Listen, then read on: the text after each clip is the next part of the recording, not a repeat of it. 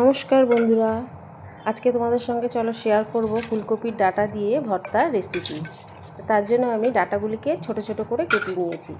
এবার এটাকে আমি একটু একটা সিটি দিয়ে ভাপিয়ে নেব। একটু জল দিয়ে দিচ্ছি, ভাপিয়ে আমি একটা সিটি দেবো খালি, ভাপিয়ে ঠান্ডা করে নিয়ে নামিয়ে নেব। ডাঁটাগুলি ঠান্ডা হয়ে গেছে, এবার আমি এটা মিক্সির মধ্যে দিয়ে একটু পেস্ট করে নেব। এর মধ্যে দিয়ে দেবো 6-7টা মতন রসুন আর 4টে কাঁচা লঙ্কা দিয়ে আমি এটা মিক্সিতে পেস্ট করে নেব। রসুন দিয়ে দিচ্ছি, কাঁচা লঙ্কা দিয়ে দিলাম 4টে। এবার আমি কড়াইতে তেল দিয়ে দিলাম 2টো শুকনো লঙ্কা। শুকনো লঙ্কাটা ভেজে আমি তুলে রাখবো।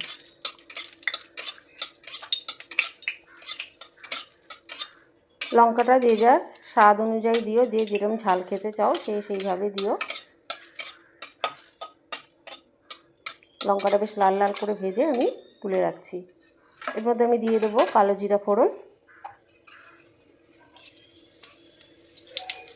আর দিয়ে দিচ্ছি রসুন কটা এর মধ্যে ভেজে আমি তুলে রাখবো।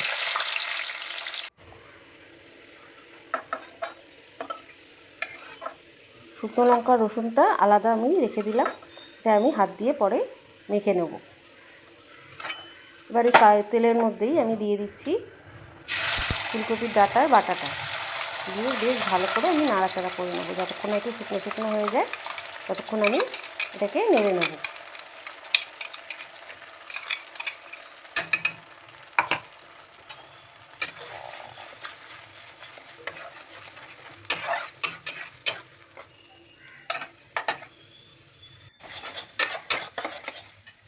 শুকিয়ে এসছে অনেকটাই।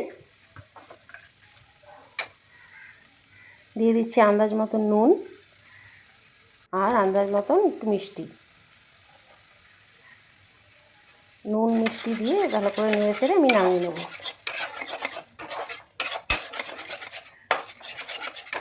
ওদিকে যে থালার মধ্যে রসুন আর লঙ্কাটা রেখেছিলাম সেটা আমি হাত দিয়ে একটু ভালো করে মেখে নিয়েছি। এবার আমি এই ফুলকপির ডাঁটার যে বাটাটা সেটা এর মধ্যে নামিয়ে নিচ্ছি। নামিয়ে এর মধ্যে আমি দেবো আরও পেঁয়াজ কুচি,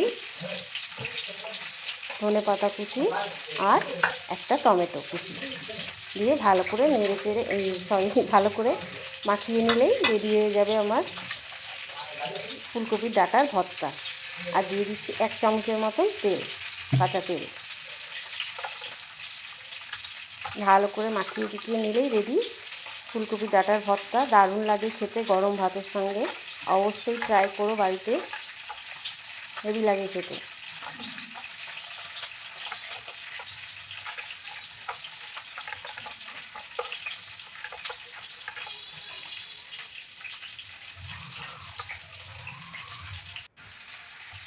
রেডি ফুলকপির ডাঁটার ভর্তা। কেমন লাগলো অবশ্যই কিন্তু কমেন্ট করে জানিও।